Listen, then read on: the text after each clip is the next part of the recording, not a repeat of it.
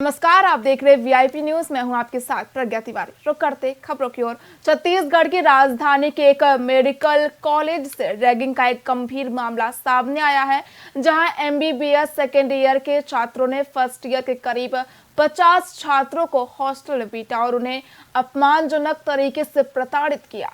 बता दें कि सीनियर छात्रों ने जूनियर छात्रों के सिर भी मुंडवा दिया और उन्हें सिर पर विशेष तेल लगाकर आने के निर्देश भी दिए।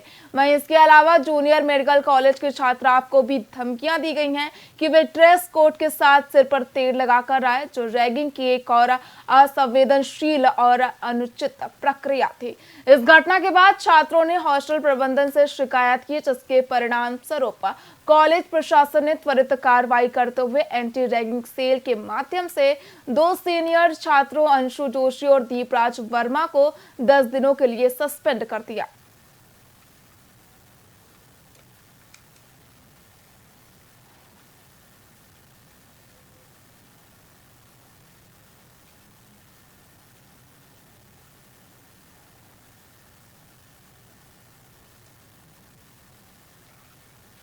छत्तीसगढ़ के उप मुख्यमंत्री अरुण साव ने पत्रकार वार्ता की। इस दौरान डिप्टी सीएम ने कांग्रेस के बयानों पर चुटकी ली और कहा कि कांग्रेस मुंगेरी लाल के हसीन सपने देख रही है।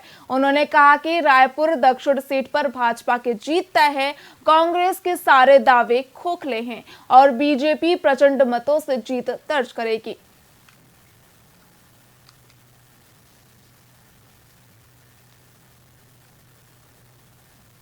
आज अंतिम दिन है, जहां एक और कांग्रेस भी निकाल रही है रैली, आप लोग भी निकाल रहे हैं। रायपुर दक्षिण विधानसभा का उपचुनाव 13 नवंबर को मतदान होना है। आज प्रचार का जोर शोर होगा। आज पार्टी रोड शो करने वाली है और निश्चित रूप से रायपुर दक्षिण चुनाव का प्रचार प्रसार जोर शोर से चल रहा है। रायपुर दक्षिण में बृजमोहन अग्रवाल जी को, भारतीय जनता पार्टी को लगातार पिछले 8 चुनावों से रायपुर दक्षिण की जनता आशीर्वाद देते रही है और इस डेट हो गया आज। रायपुर दक्षिण विधानसभा उपचुनाव को लेकर आज प्रचार प्रसार का आखिरी दिन है, जिसे लेकर दोनों ही पार्टियों ने अपनी पूरी ताकत झोंक दी है। इसी कड़ी में दीपक बैज ने प्रेस कॉन्फ्रेंस कर कहा कि कांग्रेस ने इस बार रायपुर दक्षिण विधानसभा उपचुनाव में जीतने के लिए अपनी पूरी ताकत झोंक दी है और जनता भी इस बार बदलाव के मूड में है। इस बार चुनाव का मुद्दा सक्रिय बनाम निष्क्रिय प्रत्याशी का है। दक्षिण विधानसभा की जनता कानून व्यवस्था, सक्रियता और विकास जैसे मुद्दों पर वोट करने वाली है।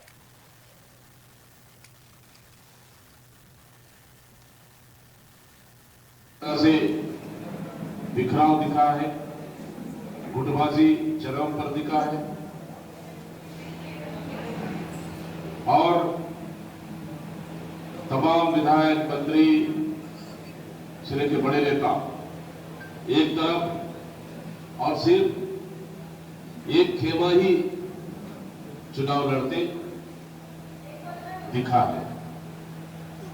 चुनाव अभियान के दौरान जनता का रुख साफ तौर पर दिखा है कि जनता इस समय दक्षिण विधानसभा उपचुनाव में बदलाव के लिए आतुर है। इस चुनाव में हमारा मुख्य मुद्दा रहा है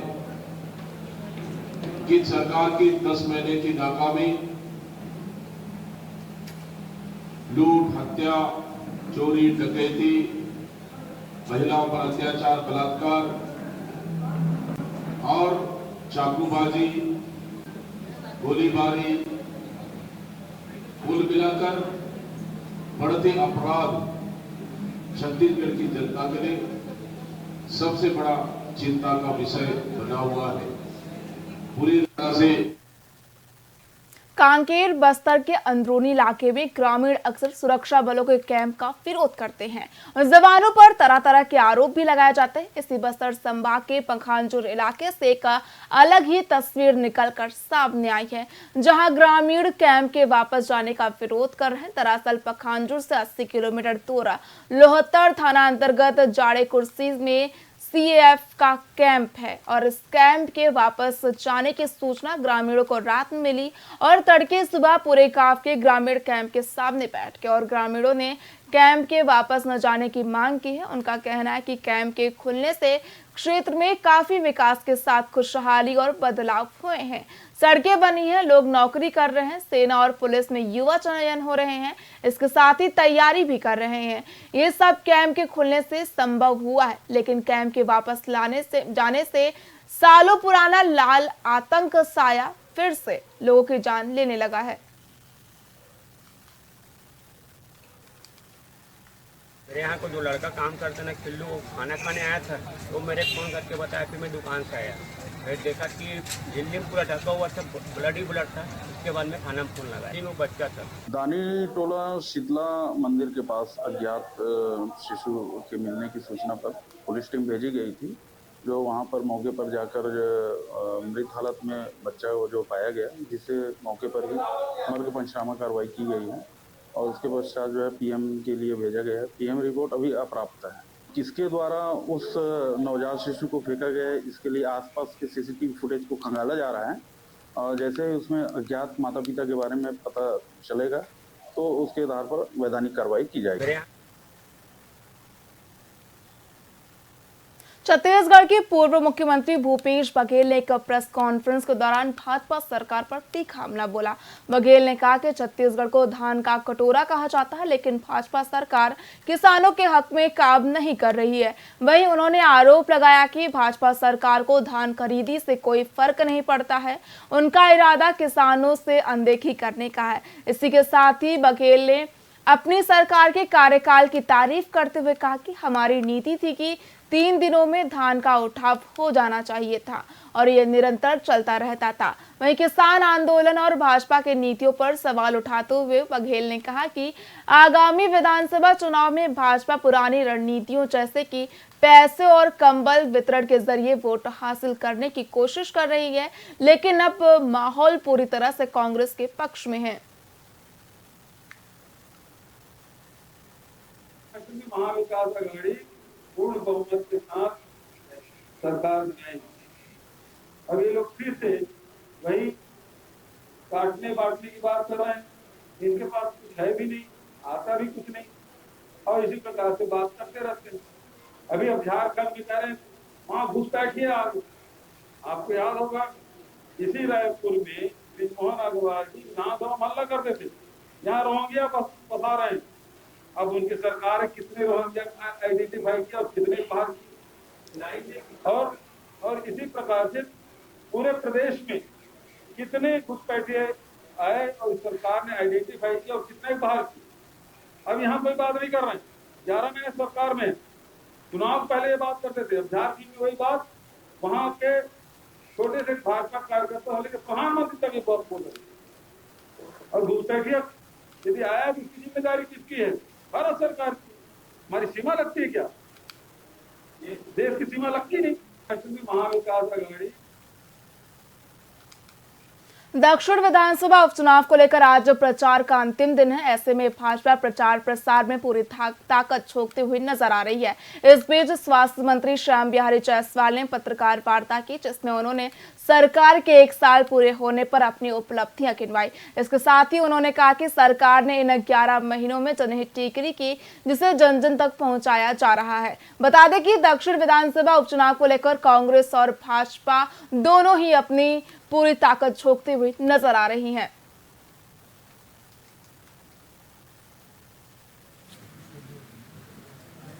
सभी मित्रों को नमस्कार। 13 तारीख को मतदान होना है। आज शाम 6 बजे के बाद प्रचार बंद हो जाएगा और उसके पूर्व भारतीय जनता पार्टी के प्रत्याशी सुनील सोनी के समर्थन में एक भव्य रोड शो का आयोजन है जो दोपहर 2 बजे जय स्तंभ चौक से प्रारंभ होकर शाम को 5:30 बजे कटोरा तालाब पे उसका समापन होगा। रायपुर दक्षिण की जनता ने माननीय बृजमोहन जी को 8 बार आशीर्वाद दिया और उनकी कार्य क्षमता, उनके जनसंपर्क को देखते हुए पार्टी ने एक बृहद क्षेत्र में काम करने का अवसर देकर लोकसभा में भेजा है। प्रचार का समापन का आज आखिरी तिथि और कुछ ही समय बाद हम लोगों के रोड शो प्रारंभ हो रहे हैं जिसको माननीय मुख्यमंत्री जी करेंगे।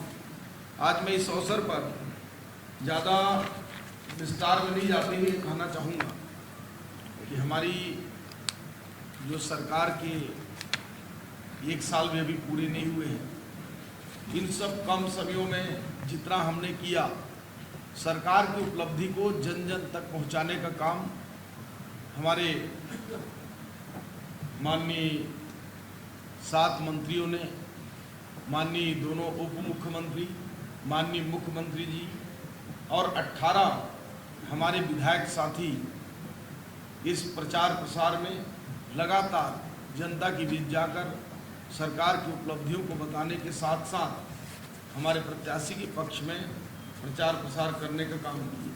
साथ ही सभी प्रदेश के हमारे पदाधिकारी और रायपुर संभाग के और विशेष रूप से रायपुर दक्षिण के कार्यकर्ताओं ने पूरी ताकत के साथ इस चुनाव अभियान में भाग लिया।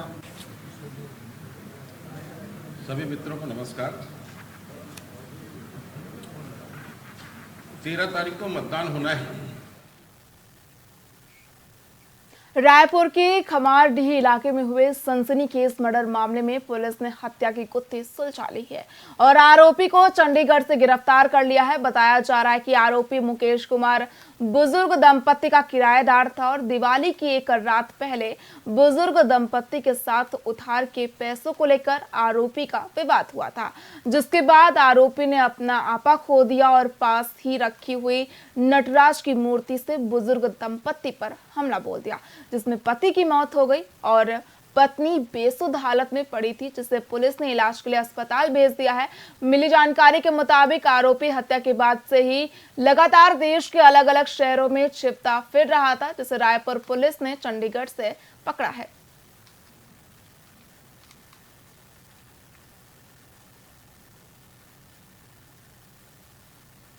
हत्या की वारदात हुई थी जिसमें अज्ञात व्यक्तियों के द्वारा उसके घर में जो 2 दंपत्ति रत्नेश्वर बनर्जी और माया बनर्जी को किसी चीज से, जिसमें एक नटराज की मूर्ति से भी मारने का मामला आया था, जिससे रत्नेश्वर बनर्जी की मौत हुई थी। मौके पर ही माया बनर्जी को हॉस्पिटल में गंभीर अवस्था में एडमिट कराया गया था, जिसमें मुकेश कुमार थरवारी नाम का जो उनके घर का किराएदार, उसको संदिग्ध हालत में विभिन्न टेक्निकल एंड के आधार पर पहचान की गई थी।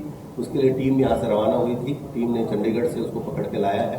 पूछताछ करने पर उसने बताया कि वो 20 से 25 हजार रुपए उधारी लिया हुआ था रत्नेश्वर बनर्जी से, उसी को वो उस दिन मांग रहे थे। हत्या की वारदात हुई।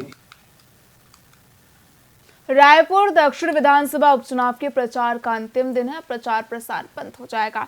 वहीं मुख्यमंत्री विष्णुदेव साय ने दक्षिण विधानसभा भाजपा प्रत्याशी सुनील सोनी के पक्ष में मेगा रोड शो किया। मेगा रोड शो का शुभारंभ जय स्तंभ चौक में शहीद वीर नारायण सिंह की प्रतिमा पर माल्यार्पण के साथ प्रारंभ हुआ। इस मौके पर मुख्यमंत्री ने विजय रथ में सवार होकर रोड शो किया और भाजपा प्रत्याशी सुनील सोनी के पक्ष में प्रचार प्रसार कर लोगों से मतदान की अपील की।